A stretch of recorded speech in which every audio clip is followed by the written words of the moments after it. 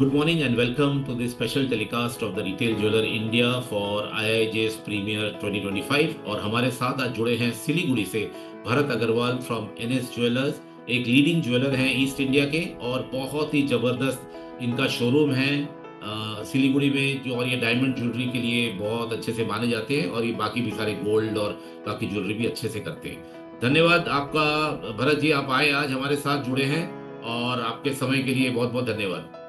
Hello Sumit ji, thank you so much कि आप मेरे को ये अपॉर्चुनिटी दिया आपने कि मैं आज आपसे कन्वर्सेशन कर सकूं। और आई होप ये जो हमारा पॉडकास्ट है या जो भी हमारा कन्वर्सेशन है, it will go well. Yes, and ये नेशनल लेवल पे लोग देखेंगे, पूरे इंडिया में, पूरे मिडिल ईस्ट में, पूरे वर्ल्ड में लोग देखेंगे ये, क्योंकि हम ये जीजेबीसी आईएजेएस प्रीमियर के लिए कर रहे हैं। तो भरत जी, जैसे आपने देखा है पिछले 6 महीने से ना ये गोल्ड का भाव थोड़ा ऊपर नीचे हो रहा था और थोड़ा अनस्टेबल था। तो मार्केट थोड़ा सा पिछले स्पेशली 3 महीना ये फाइनेंशियल ईयर का इतना अच्छा नहीं गया है अक्षय तृतीया के बाद से। बट पिछले 15 दिन से जब से गोल्ड प्राइस थोड़ा स्टेबल हुआ है तो मार्केट फिर से चलने लग गया है। तो आपको क्या एक्सपेक्टेशंस है इस बार के जो आईआईजेएस प्रीमियर शो में आप आ रहे हैं, जो 30 जुलाई से बॉम्बे में शुरू होने जा रहे हैं? किस तरह के एक्सपेक्टेशंस है आपके शो से? एक तो जो कि गोल्ड प्राइसेस वॉलेटाइल होने की वजह से मार्केट बहुत अनस्टेबल रहा है, पर लोगों का ट्रस्ट गोल्ड प्राइसेस इंक्रीज होने की वजह से काफी मेटल पे बढ़ा है, जिसकी वजह से people are investing in gold, diamond, silver, all kinds of metal.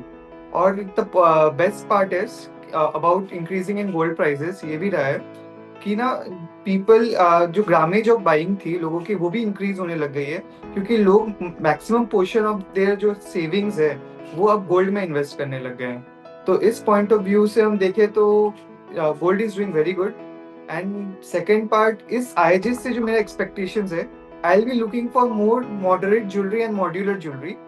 क्योंकि आज के दिन में लोग जैसे नेकलेस है, कन्वर्टेबल नेकलेस जो एज अ पेंडेंट भी उसमें पेंडेंट डिटैच हो जाए, नेकलेसेस स्प्लिट होके दो नेकलेसेस में बन जाए, तो इस टाइप की ज्वेलरीज लोग मोर प्रेफर कर रहे हैं। तो जो मेरा फाइन डी साइजेस में रहेगा, more of modular jewellery and moderate weight में जो ज्वेलरीज रहती है उस पे रहेगा। ग्रेट। अभी जैसे आपको पता है इस बार आईआईजेएस सबसे बड़ा हो गया है। 3400 बूथ हैं, 2750 कंपनीज हैं और 2 वेन्यू हैं, अलग अलग स्लाइटली टाइमिंग है और काफी सारे नए पवेलियंस आ गए हैं इस शो में। तो आप इनको क्या एडवाइस देंगे कि ये क्या करें कि ताकि आपका और आपका टीम का अट्रैक्ट कर सके उनके बूथ पे? सर, जैसे कि मैं मानता हूँ कि IHS is a festival for all jewellers, both for manufacturers and both for retailers. तो इसमें जो मेरा मानना है, मैन्युफैक्चरर्स को एज अ रिटेलर अगर मैं जाता हूँ तो सबसे इम्पोर्टेंट मैं समझता हूँ कि उनका बूथ का जो प्रेजेंस है वो कैसा है, कि वो मुझे सबसे फर्स्ट थिंग जो अट्रैक्ट करेगा उनके बूथ पे जाने के लिए वो चीज रहेगी। सेकेंड नंबर चीज जो सबसे इम्पोर्टेंट मैं फील करता हूँ कि कोई भी ज्वेलरी अगर वो बनाते हैं तो उस पर स्टोरी टेलिंग होनी बहुत जरूरी है, because people want story and connectivity with that jewellery.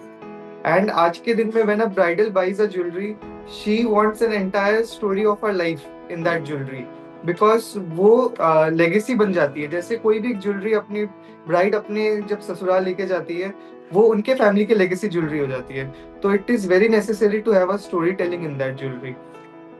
Okay, great.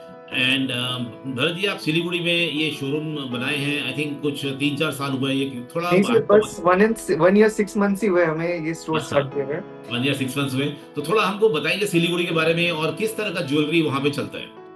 तो सिलीगुड़ी बहुत ही ब्यूटीफुल प्लेस है और नेचर रिलेटेड है काफी। यहाँ पे हिल साइड पे, मतलब दार्जिलिंग, सिक्किम, गैंगटॉक।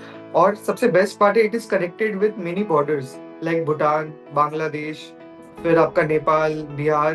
तो बहुत all community of people live here. तो इस यहाँ की जो बेस्ट पार्ट है कि ऑल काइंड ऑफ ज्वेलरी यहाँ पे चलती है, हर टाइप की ज्वेलरी चलती है।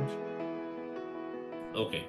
और फाइनली ये जो साल चल रहा है अभी, फाइनेंशियल ईयर 226, ये आपको क्या लगता है किस तरह से ये कंपेयर होगा in terms of growth for till, अगर हम कंपेयर करें पिछले साल के मुकाबले? सर, जैसे हम लोग डेटा एनालिटिक्स को बहुत ज़्यादा इंपॉर्टेंस देते हैं, और लास्ट ईयर से और इस ईयर में अगर हम कंपेयर करते हैं तो we are seeing ourselves in growth only, because एक तो प्राइसेस भी इंक्रीज हुए हैं, और सेकेंड नंबर चीज, लोगों की जो बाइंग टेंडेंसी, आज का जो जनरेशन है, they have started believing that जो मैं मानता हूँ कि जो 16 श्रृंगार होता है उसमें सबसे इम्पोर्टेंट श्रृंगार ज्वेलरी होती है, गहना होता है, तो उसको उसके लिए हमारे इस रीजन पे बहुत ज़्यादा प्यार है, जिसकी वजह से मेरे को लगता है over the period of time jewellery industry आगे ही बढ़ेगा और हमारा शोरूम भी ग्रोथ पे ही रहेगा। ग्रेट। और फाइनल क्वेश्चन कि गवर्नमेंट ने अभी कुछ एक वीक पहले 9 कैरेट गोल्ड ज्वेलरी को भी हॉलमार्किंग का अप्रूवल दे दिया है। तो यस। आपको क्या लगता है कि ये जो अभी गोल्ड का पहले था कि खाली 22 कैरेट ही बिकता था, फिर 18 में अब डायमंड ज्वेलरी आ गया, 18 कैरेट का गोल्ड ज्वेलरी लोग पसंद करते हैं, ये जो अलग अलग कैरेट जा रहे हैं, अब 9 तक आ गया, 9 से 22, इसका क्या इम्पैक्ट होगा मार्केट में?